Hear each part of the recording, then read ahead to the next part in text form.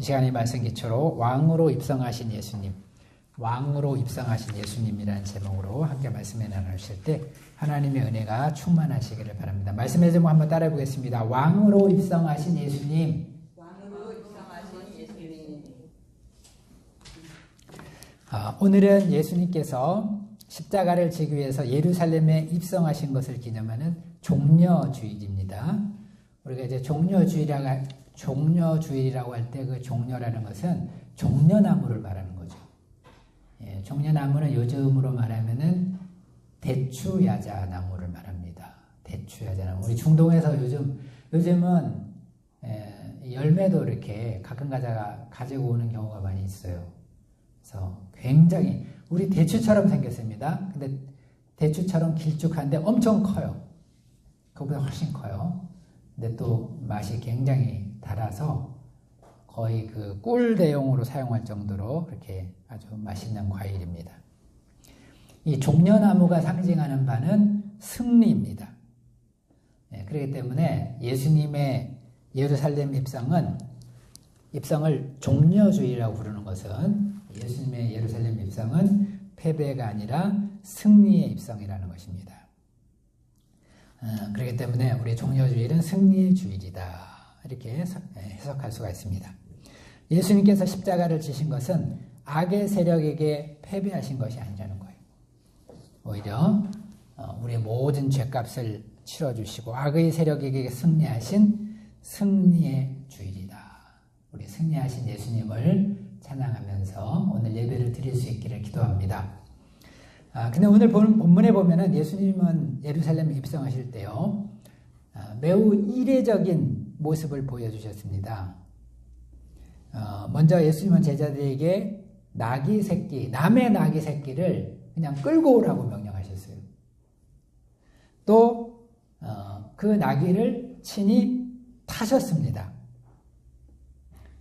성경에서 나귀는 왕의 권위를 상징하는 것입니다. 이제 구약 성경에 보면은 나귀는 당시에 많은 사람들이 광범위하게 사용했지만은 특별히 평시에 왕이 타는 교통수단이 바로 나귀였습니다. 그렇기 때문에 왕의 권위를 상징하는 짐승이라고 말할 수가 있습니다. 스가랴 9장 9절에 보면은 이런 말씀이 나옵니다. 시온에 따라 크게 기뻐할지어다. 예루살렘에 따라 즐거이 부를지어다. 보라, 내 왕이 내게 임하시나니 그는 공의로우시며 구원을 베푸시며 겸손하여서 나귀를 타시나니 나귀의 작은 것 곧 나귀 새끼니라. 그렇기 때문에 예수님께서 친히 나귀를 타고 입성하신 것은 자신이 왕이시요 또 자신의 입성이 왕으로서의 입성이라는 것을 보여주고 있다는 것입니다. 또 본문에 보면 예수님은 자신을 왕으로 환영하는 무리들을 향해서 제지하지 않으셨어요. 오히려 이를 책망하는 바리새인들에게 이 사람들이 침묵하면 돌들이 소리칠 것이다. 이렇게 변호했습니다.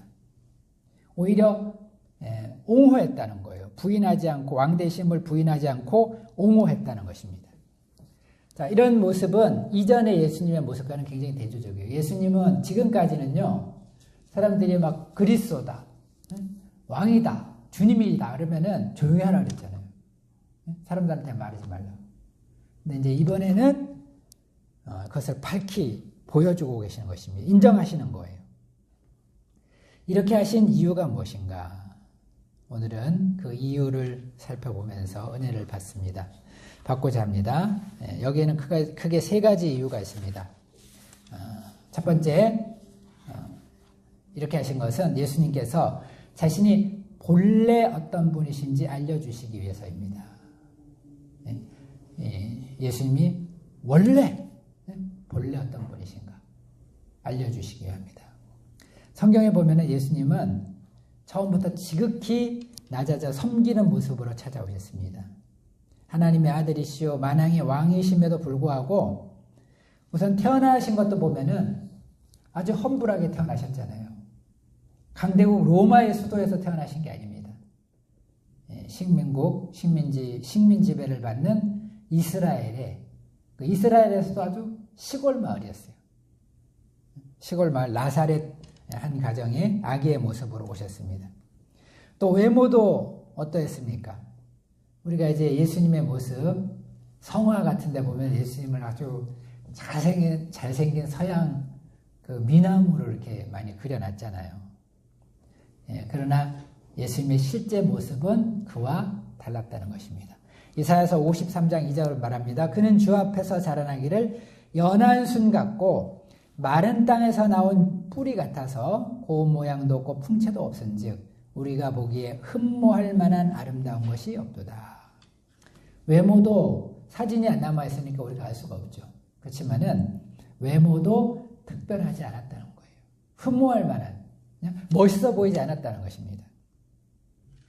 뿐만 아니라 예수님께서는 공사역을 시작한 후에도 어떻게 섬기셨습니까? 마가복음 10장 45절은 말합니다. 인자가 온 것은 섬김을 받으려 함이 아니라 도리어 섬기려 하고 자기 목숨을 많은 사람의 대속물로 주려 함이니라. 예수님은 만왕의 왕이시지만 사람들의 존경과 섬김을 받으신 것이 아니라 오히려 낮아져서 사람들의 종이 되셨다는 것입니다. 종처럼 섬기신 거예요. 이 때문에 외모로 주로 판단하는 사람들은 예수님의 진면목을 알지 못하고 예수님이 하도 이렇게 험불한 모습으로 오시고 또 늘 종처럼 일하시고 그러니까 예수님을 무시하기 쉬웠다는 것입니다. 몰라보기 쉬웠다는 거예요. 그러나 예수님께서 이제 이때만큼은 자신의 왕되심을 감추지 않으시고 나타내 보이신 것은 이제 이런 사람들에게 자신이 본래 누구신가, 어떤 분이신가 나타내 보이고자 하시는 의도가 있었다는 것입니다. 그러면 예수님은 본래는 어떤 분이십니까? 본래 예수님은 누구십니까? 우리가 잘 아는 것처럼 예수님은 성삼위 하나님 중에서 이제 제2위의 성자 하나님으로서 본체가 하나님이시라는 거예요. 성부 하나님과 동등하시다는 거예요. 동등. 창조주시라는 것입니다. 그렇기 때문에 예수님은 만왕의 왕이 되시고 만주의 주가 되시는 분이라는 거예요. 세상에 주라고 부르는 사람들도 많잖아요. 사라도 아브라함을 주라고 불렀다 그랬잖아요. 왕들 보고도 주라고 불렀습니다. 예전에는. 그런데 예수님은 어떤 분이시냐? 그런 모든 만주의 주가 되시고 또 만왕의 왕도 얼마나 많아요. 근데 그 왕들 중에서 왕이 되신다. 오늘 본문에서 예수님께서 남의 나귀를 끌어오게 하게 하신 사건에는 예수님의 이런 모습이 잘 나타나 있다는 것입니다. 본문 30절과 31절에 보면은 예수님은 제자들에게 맞은편 마을로 가서 아무도 타보지 않은 나귀 새끼가 메어 있는 것을 보면은 풀어 끌고 오라고 말씀하시면서 만약에 누가 어필하면은 주가 쓰시겠다 이렇게 선포하라 그랬어요. 주가 쓰시겠다 하면 끝이라는 것입니다. 이 말은 무슨 말입니까? 예수님이 만왕의 왕이시오 만주의 주로서 이 세상 만물의 주인이 되심을 보여주고 있는 것입니다. 자, 여러분 우리 예수님은 어떤 분이십니까? 예수님은 만왕의 왕이 되시고 만주의 주가 되시는 분이십니다. 그렇기 때문에 이제 우리는 예수님을 어떤 자세로 섬겨야 됩니까? 예수님을 우리가 어떻게 예배하고 또 예수님을 섬겨야 될까요? 왕으로서 섬겨야 된다는 것입니다. 여러분 왕은 그러면 어떻게 섬겨야 될까요? 우리는 왕이 없는 시대에 살고 있기 때문에 이제 왕 섬기는 것을 우리가 사실 잘 몰라요. 왕에게 어떻게 돼야 될지 우리가 잘 모릅니다. 그러나 왕정 시대에 왕이 있던 시대에 왕을 어떻게 섬겼는가 생각해 보시기 바랍니다. 우리 왕이 있던 시대, 조선 시대, 고려 시대, 삼국 시대 다 왕이 있었죠. 그때 사람들이 왕을 어떻게 섬겼는가? 또 중국에 황제가 있었죠. 황제를 어떻게 섬겼는가 한번 생각해 보라는 것입니다. 왕은 최고의 권위자이기 때문에 정말 최고의 경의를 표해야 되고 또 두려움과 떨림으로 섬겨야 되는 것입니다. 왕은 지존이에요. 최고로 높은 사람인 것입니다. 그렇기 때문에 왕 앞에서는 정말 버릇 없이 행동하면 안 돼요. 왕 앞에서는 뒤도 보이면 안 돼요. 그래가지고 왕한테는 이제 나아갔다가 뒤로 물러갈 때도 어떻게 합니까? 뒤로 돌아서 이렇게 확 돌아서서 나가지 않습니다. 앞을 보면서 뒷걸음치면서 나가는 거예요. 왕에 대한 존경의 표시인 것입니다. 왕 앞에서 버릇없이 행동하면은 정말 뭐라고 말하죠? 그러면은 버릇없이 행동하면 왕 앞에서 버릇없이 행동하면은 무엄하다. 들어봤죠? 무엄하다. 엄숙함이 없다는 거예요. 왕 앞에서 무엄하다 그래가지고 바로 처벌을 받을 수밖에 없습니다. 또 우리가 왕의 명령에 대해서는 어떻게 될까요? 우리가 왕의 명령을 뭐라 그럽니까? 어명이라고 그러죠. 어명이 오면 어떻게 돼요? 어명이 오면은 어명을 받으면은 그 어명을 가지고 왕의 정가를 가지고 누가 와 보세요. 그러면은 그 온 사람 앞에서 삼배하고 편지도 읽잖아요. 그리고 왕이 한번 어명에 떨어졌다. 그 어명을 어기면 어떻게 돼요? 어명을 순종하지 않으면 불순종하는 이것은 정말 대역 죄인이 되는 것입니다. 그렇기 때문에 왕의 명령에 불순종한다? 왕의 명령을 우습게 여긴다? 이건 있을 수가 없다는 거예요. 또 왕에 대해서는 또 우리가 어떻게 충성을 다해야 됩니까? 왕에게 우리 신하가 바칠 자세는 충성이죠. 근데 어떻게 충성을 해야 되는가? 정말 충성을 다해야 되고 또 변함없이 충성을 해야 됩니다. 우리 불사이군이란 말이 있습니다. 불사이군. 무슨 말이에요? 두 임금을 섬길 수 없다. 두 임금을 섬길 수 없다는 것입니다. 최근에 왕사남이라는 영화가 1000만 넘어요. 왕사남 보신 분 있어요? 1000만을 넘겼다 그럽니다.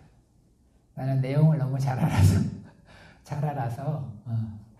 이제 안 봤지만은 그 단종인과 관계돼서 유명한 생육신, 사육신 있잖아요. 그 사람들 어떻게 했습니까? 단종에 대한 절개를 지키기 위해 가지고 정말 고문을 당하고 온갖 고문을 당하고 죽임을 당해도 절개를 지켰잖아요. 끝까지 믿음의 중심을 지킨 것입니다. 하물며 우리 예수님은 어떤 분이십니까? 우리 예수님은 우리가 어떤 자세로 섬겨야 되겠어요? 예수님은 온 우주의 창조주로서 이런 세상 왕들과는 비교도 할 수 없어요. 왕도 똑같은 왕이 아니에요. 대통령도 똑같은 대통령이 아니야. 지금 이제 베네수엘라 대통령하고 미국 대통령하고 또 한국 대통령하고 미국 대통령하고 다르죠. 파워가 다르잖아요. 또 왕이라고 똑같은 왕이 아닙니다. 예수님은 온 우주의 창조주로서 세상의 왕들과는 비교도 할 수 없는 만왕의 왕이 되시고 만주의 주가 되신다는 거예요. 예수님 앞에서는 트럼프, 엘리자베스 아들 누구죠? 다 소용없어. 예수님은 정말 최고의 왕이 되신다는 것입니다. 그렇기 때문에 우리가 이제 이 예수님께 대해서 어떤 자세를 가져야 되는가? 첫 번째는 우리가 경외심. 정말 말할 수 없는 경외심을 가져야 된다. 두렵고 떨림으로 공경하고 예배를 해야 된다 하는 것을 우리가 배울 수가 있습니다. 특별히 우리가 이제 지금 예배를 드리고 있는데 예배는 이 예수님께 우리 왕 되시는 예수님께 우리가 예배를 드리는 것입니다. 우리가 찬양 38장 찬양에 보면 우리 왕이라 우리 주라고 이렇게 고백하면서 우리가 찬양 예배 드리잖아요. 예수님, 만왕의 왕 예수님께 예배를 드리는 것이 우리 예배라는 것입니다. 그러니까 예배를 우리가 어떤 자세로 드려야 되는가? 정말 두렵고 떨림으로. 예수님께 나올 때는, 주일날 예수님께 나올 때는 이제 정말 무격재게 하고 또 옷도 제일 자기 옷 중에서 제일 좋은 옷을 골라 입고 무조건 비싼 옷을 입으라는 것이 아니라 자기 옷 중에서 제일 좋은 옷을 골라 입고 예수님께 나와야 되겠죠. 또 두렵고 떨림으로 예배를 잘 드려야 된다는 것입니다.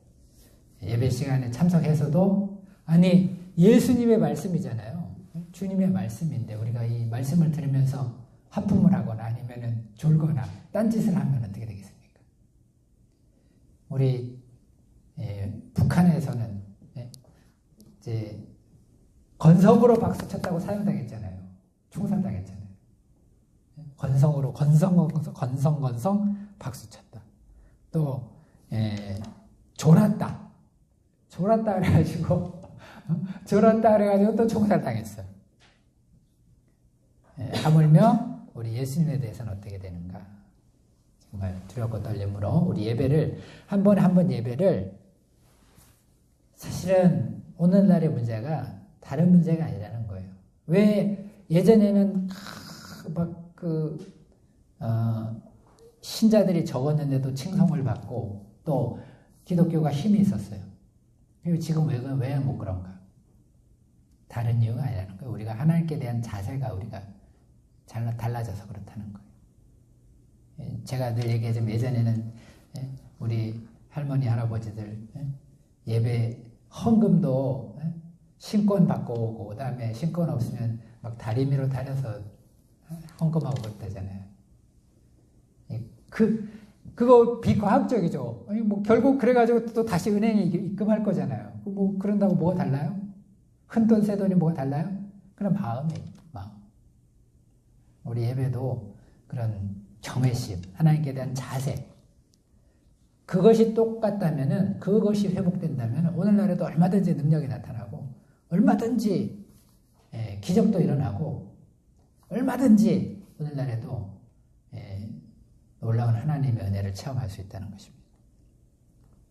우리가 하나님께 대한 경외심, 또 말씀, 특별히 말씀에 대해서 어떤 자세를 가져야 되는 거예요. 하나님의 말씀 듣고 그냥 흘려보내면 안 된다는 것입니다. 순종해야 된다. 적당히 순종하면 안 되고 절대적으로 순종해야 된다. 절대 순종. 특별히 예수님의 가르치심, 모든 이 성경 말씀 순종하고 계명의 말씀 순종하고 절대 복종하고 지상명령, 세계명, 지상명도 있잖아요. 만민에게 복음을 전파. 이거 순종해야죠. 순종할 수 있기를 바랍니다. 또 충성심도 어때요? 우리 충성심도 우리가 사육신보다 못하면 안 됩니다. 사육신은 단종한테 14살인가요? 단종이? 14살이었다는 14살 단종한테 정말 절개를 시키고 목숨까지 바쳤는데 우리는 만왕의 예수님을 위해서 그렇게 못한다면 말이 안 되잖아요. 예수님께 죽도록 충성하는 그런 자세를 가질 수 있기를 바랍니다. 우리 26년도 종려주의를 맞이해서 우리 왕 대신 예수님을 다시 한번 기억하고 정말 이 예수님께 대한 자세 이게 분명하면요 얼마든지 지금도 능력 나타나고 얼마든지 은혜 받을 수 있습니다. 예수님께 대한 자세를 우리가 회복할 수 있도록 기도해야 되겠습니다. 두 번째, 또 예수님께서 이렇게 하신 이유. 두 번째는 십자가의 바른 의미를 밝히시기 위함이다. 뭐를 위해서 그렇게 하셨다고요? 왜 왕이라고 밝히셨는가? 십자가의 바른 의미를 또 밝히시기 위해서. 만약에 우리가 예수님이 진정 어떤 분이신지 알지 못하면 예수님께서 십자가를 지신 것에 대해서도 어떻게 하기 쉽습니까? 마치 예수님이 원하지 않았는데 힘이 없어서 십자가를 지신 것처럼 오해할 수도 있다는 거예요.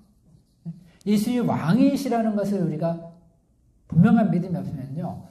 예수님이 당시 로마 왕한테 져가지고 또 헤롯한테 빌라도한테 이렇게 힘이 약해가지고 돌아가신 거 아니야? 이렇게 생각할 수도 있다는 것입니다. 실제로 이단 중에 문선명이는 그런 주장을 하고 있습니다. 예수님께서 이제 세상을 구원하려고 이 세상에 오셨는데 사탄과의 싸움에서 져서 억울하게 십자가에 죽으셨대요. 그렇기 때문에 자기가 이제 그것을 복구하기 위해서, 만회하기 위해서 자기가 왔다. 자기는 절대 안 죽는다. 자기가 이기겠다. 이렇게 궤변을 늘어놓다가 지금 지옥불 중에서도 가장 뜨거운, 잠시 한 90 얼마까지 살았겠죠. 그때까지는 떵떵거릴지 모르지만은 영원히 이제 최고 뜨거운 지옥불에 갔겠죠. 자, 그러나 예수님께서 정말로 힘이 없어서 이렇게 십자가를 지신 것이 아니라는 거예요. 예수님은 만왕의 왕이시지만 모든 것을 다 할 수 있지만은 스스로 우리의 죄를 위해서 십자가를 지셨다는 것입니다. 만왕의 왕으로서 얼마든지 영광받고 존귀하게 받으실 수 있지만은 오직 우리 죄를 위해서, 우리를 구원하시기 위해서 그 모진 고난을 당하시고 부끄러움을 감수하셨다는 것입니다. 그래서 우리 예배 전에 부른 찬송가 151장 보면은 예수님의 고난을 어떻게 노래하고 있습니까? 만왕의 왕 예수께서 왜 고초당했나? 이 벌레 같은 나리 위에 보혈을 흘렸다. 예수님 만왕의 왕이시라는 거예요. 만왕의 왕이신데 왜 고초를 당하셨는가? 정말 의문이 드는 거예요. 이것은 만왕의 왕이시잖아요. 바로 벌레와도 못한 우리를 구원하기 위해서, 우리를 위해서 예수님께서 이런 고난을 당하셨다는 것입니다. 예수님은 어쩔 수 없이 십자가를 지신 것이 아니라는 거예요. 힘이 없어서 무력해서 가신 것이 아니라는 것입니다. 만왕의 왕이시지만 오직 우리의 죄를 위해서, 나의 죄를 위해서 십자가를 지시고 희생하셨다는 거예요. 그렇기 때문에 이제 예수님의 십자가에는 힘이 있는 것이고, 또 그렇기 때문에 우리가 예수님의 십자가 고난에 대해서 그토록 감격하고 감사하게 되는 거죠. 예수님은 그냥 힘이 없어서 십자가를 지셨다 그러면은 물론 그것도 감사하겠죠. 그러나 정말 전혀 의미가 다르다는 것입니다. 만왕의 왕 예수님께서 얼마든지 정말 모든 것을 마음대로 하실 수 있는 예수님께서 오직 나를 위해서, 나의 죄를 위해서 그 큰 고난을 감수하셨다니 얼마나 놀랍고 감사한 일입니까? 그야말로 찬송가 151장에 나오는 것처럼 늘 울어도 그 큰 은혜를 다 갚을 수가 없다는 거예요. 온몸을 바쳐서 충성을 다해도 조금도 아깝지 않다는 것입니다. 우리가 만왕의 왕이시지만은 우리를 위해서 십자가를 지신 예수님께 감사를 드리고 또 이 은혜를 힘입어서 이제 주님을 섬기는 거예요. 이 큰 은혜를 기억하면서 믿음의 삶을 살기를 기도합니다. 우리 세 번째로 세 번째 이유는 무엇입니까? 제자들에게 부활의 믿음을 심으시기 위해서 그렇게 하셨다. 자, 예수님께서 십자가를 지시기 전에 자신의 왕대심을 밝히 증거하신 것은 이후에 이제 제자들을 위한 뜻도 있다는 것입니다. 만약에 제자들이 예수님이 어떤 분이신지 확실히 알지 못한 상태에서 예수님께서 죽으셨다면은, 또 예수님께서 부활하셨다면 나중에 제자들에게 믿음을 심고자 해도 쉽지 않았다는 것입니다. 그러나 예수님은 이제 먼저 자신이 어떤 분이신가 분명히 증거하셨어요. 또 십자가에 대해서도 3번이나 예고를 하셨습니다. 십자가 예고하신 것도 왜 예고하셨다 그랬어요? 이것이 우발적인 사건은 아니고 하나님의 뜻이라는 것을 알려주기 위해서, 나중에 부활을 염두에 두고 예고하신 거잖아요. 죽으실 것을 알려주신 거잖아요. 예수님 왕되심을 선포한 것도 같은 이유가 있다는 것입니다. 제자들에게 이후에 믿음을 심으시기 위함이라는 것입니다. 예수님은 본래 만왕의 왕이신이라는 거예요.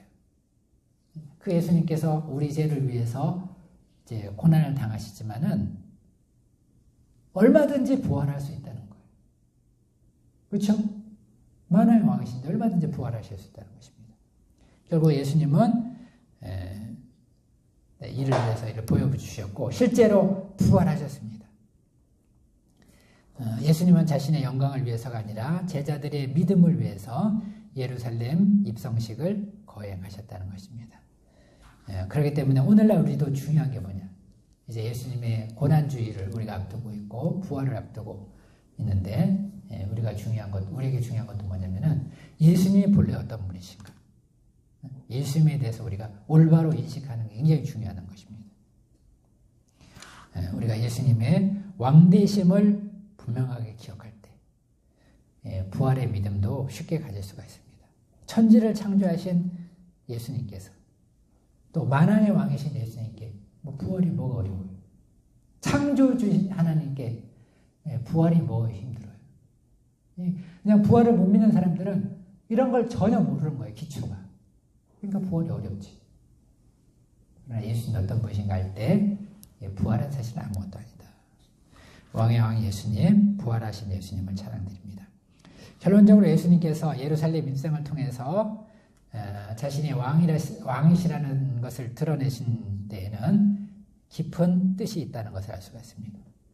왕의 왕이신 예수님을 찬양드립니다. 우리 2026년도 종료주의를 맞이해서 우리가 새롭게 우리도 당시 정말 예루살렘에서 그 예수님을 왕으로 뜨겁게 영접했던 예루살렘 백성들처럼 우리도 예수님을 다시 한번 뜨겁게 맞이하고 이 은혜와 기쁨 가운데 감사한 가운데 고난주일과 또 부활주의를 맞이할 수 있기를 기도합니다. 다 같이 기도하겠습니다.